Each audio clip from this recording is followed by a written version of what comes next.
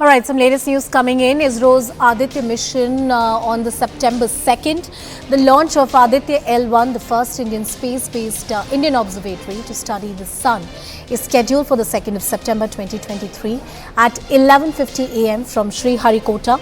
It will be the first space-based Indian mission to study the sun.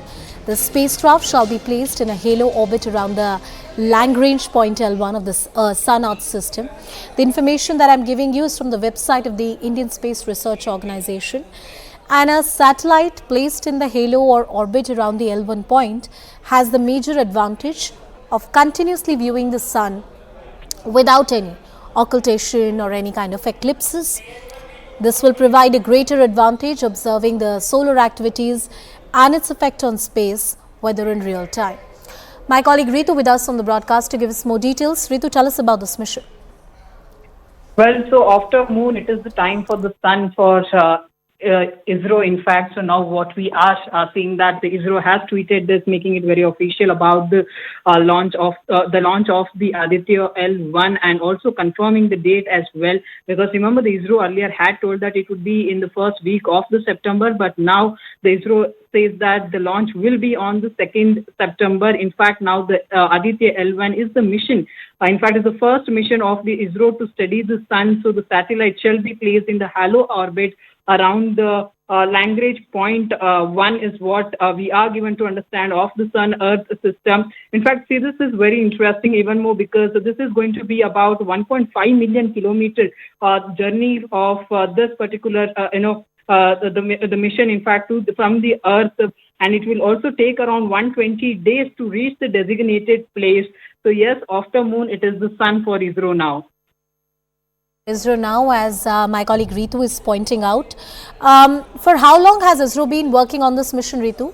And what exactly are the expectations from it?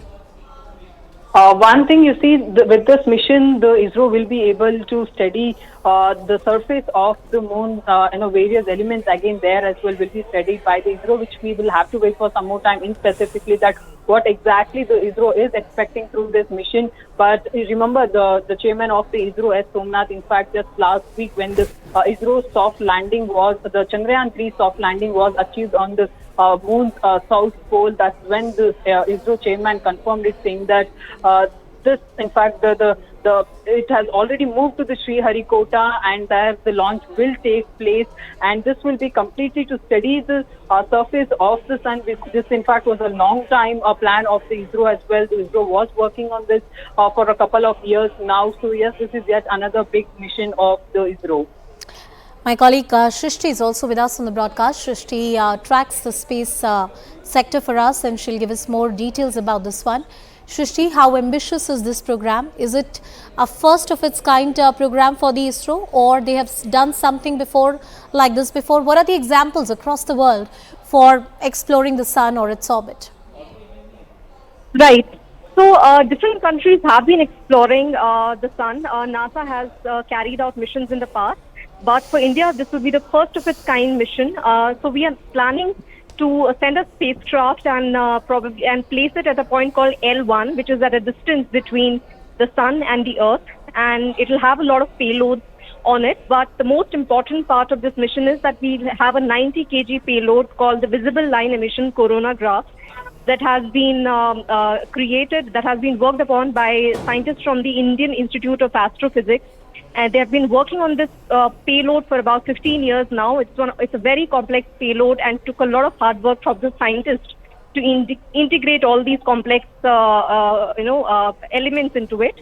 So the objective is to basically understand the heating of the sun's outer layer.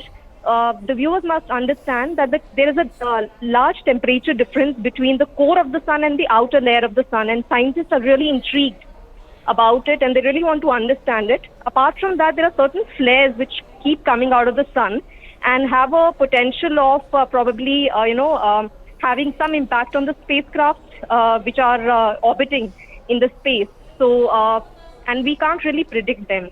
So scientists are really keen to understand if they can figure out a way to predict these solar flares. So all these are different objectives of the entire mission, and finally it is on track, and we'll see the rocket lifting off from Sriharikota on 2nd September. Let me cut across to my colleague Poonam as well. She's joining us from the newsroom. Poonam also has some updates. Yes, Poonam, please tell us. Right, this is a tweet that has been put out by ISRO, not only confirming the date and the time of when this launch is going to happen, but also why it's extremely unique. So I just want to quickly take our viewers through that. And this is, like Shrishti was also pointing out, the major objectives, of course, she's outlined for us. But here's what makes Aditya-L1 extremely unique. And this is what ISRO has now been putting out. It's the first time that a spatially resolved solar disk is going to be in the near UV band. What we are going to be seeing is that the CME dynamics that are going to be close to the solar disk, thereby providing information in the acceleration regime. It's not something that is usually observed, is what ISRO then goes on to say.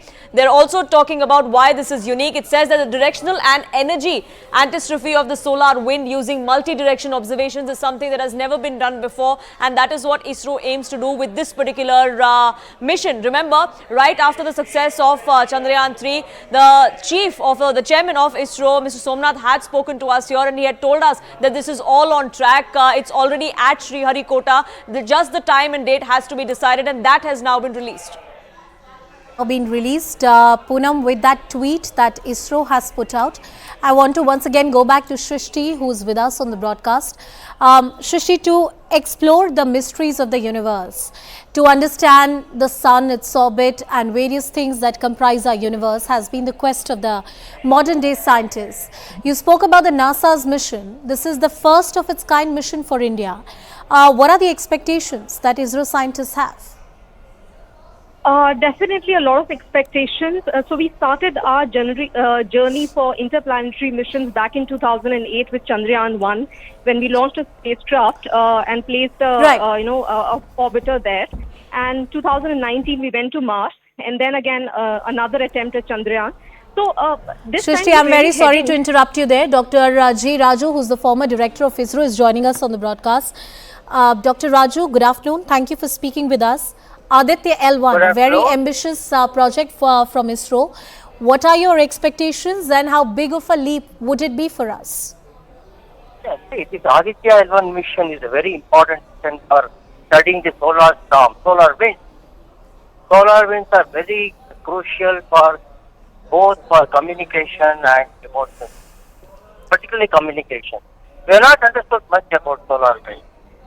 Therefore, we are going to a place called Aditya-L1, where L1 means the Lagrange point, from where we can look at the sun without any interruptions of eclipses or anything. So L1 is about 1.5 million kilometers, and we'll have a constant view of the sun. We'll have a constant view of the sun to study the basic activities. To my knowledge, the main focus is on studying the solar wind. Okay, this is one of the important things that's being done by the Aditya-L1 mission. Sir, my colleague who covers the space sector was just pointing out that certain other missions from across the world, say for example, NASA has attempted something similar. To what extent do we understand sun and its orbit? And as far as India is concerned, sir. Hello, can you please repeat the question? So my question is, as far as India is concerned, what kind of path would Aditya-L1 chalk out for the future expeditions? Because after Chandrayaan-3, all of us are very hopeful and ambitious that we'd be able to carry out far more projects, with much more ease and far more enthusiasm.